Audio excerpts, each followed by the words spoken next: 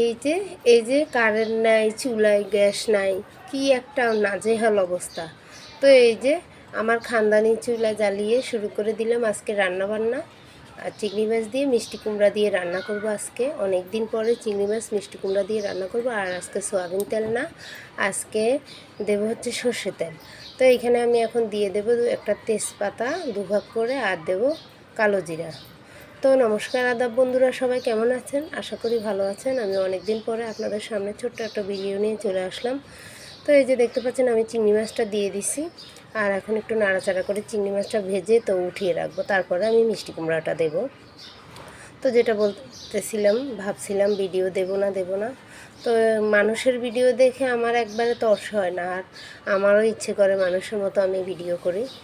আর এখানে আমি নিয়ে নিয়েছি ময় মশলা সব, বেশি কিছু না, হলুদ মরিচ জিরা ধনিয়ার গুঁড়ো অল্প, আর একটু রসুন বাটা সামান্য পরিমাণে, আর দিয়েছি লবণ। তো এটাকে গুলিয়ে একটু চামচ দিয়ে নেড়ে চেড়ে আমি এটাকে মিষ্টি কুমড়ার মধ্যে দিয়ে দেব। তো এই যে বন্ধুরা দিয়ে দিলাম, যেটা বলছিলাম, কারো ভিডিও দেখলে আমার মন চায় যে আমি ওইরকমভাবে ভিডিও করি। তো মধ্যে দিয়ে শুরু করেছিলাম, একটু অসুস্থতার কারণে অনেক দিন দেওয়া হয় না ভিডিও। আর এদিকে আমার ক্যামেরাটা অন রয়ে গেছে, আমি ভুলে গেছি ক্যামেরাটা অফ করতে। আর এদিকে যত ডিব্বা ডাব্বা গুডুরি গাডুরি সব কিছু আমার দেখানো হয়ে যাইতেছে, আর এগুলো আমি কাটতে পারি নাই, বুঝতেই পারি নাই যে এগুলো রয়ে গেছে। যাই হোক, তো চিন্তা করলাম যে যখন রয়েই গেছে তখন এগুলো শুদ্ধই দিয়ে দিই, আর কেটে কী হবে। আমার যে কি ডিব্বা ডাব্বা গুডুরি বাডুরি কী আছে সবগুলোই আপনাদেরকে একটু দেখা। আর এদিকে ভাত ঠিকা দিছি, ভাতটা অবশ্য গ্যাসে রান্না করছিলাম, তখন একটু গ্যাস ছিল। আর এদিকে তরকারিটা যখন রান্না করতে আসছি গ্যাসটা নাই, একদম ফুরিয়ে গেছে। তো যেটা বন্ধুরা বলছিলাম, এদিকে আমার মিষ্টি কুমড়া তরকারিটা এই যে প্রায় মাখো মাখো হয়ে গেছে কষানো। একটুখানি চিনি দিয়ে দেবো এর মধ্যে। তো এখনও ঝোল দিই নাই, অনেকটা জল ছেড়েছে মিষ্টি কুমড়ার থেকে। আর এদিকে মিষ্টি কুমড়ার মধ্যে একটুখানি চিনি দিয়ে দিলাম, যার কারণে পাঞ্চে যদি হয় মিষ্টি কুমড়াটা খেতে ভালো লাগবে না, তার জন্য একটু চিনি দিয়ে দিলাম।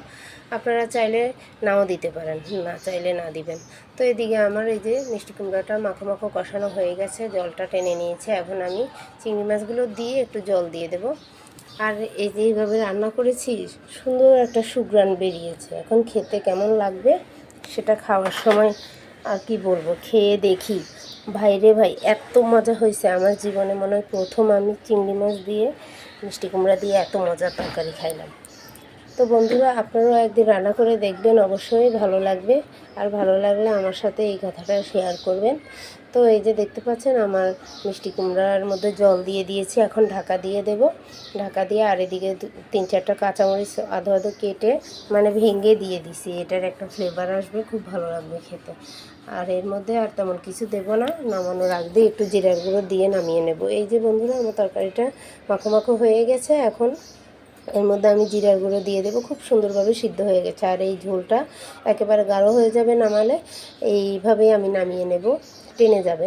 তারপরে এখন একটু জিরার গুঁড়ো দিয়ে আমি তরকারিটা নামিয়ে নেব। এই যে দিলাম জিরার গুঁড়ো। তো বন্ধুরা ভালো থাকবেন, সবাইকে নমস্কার আদাব। আর সবাই অবশ্যই জানাবেন ভিডিও রান্নাটা কেমন হয়েছে।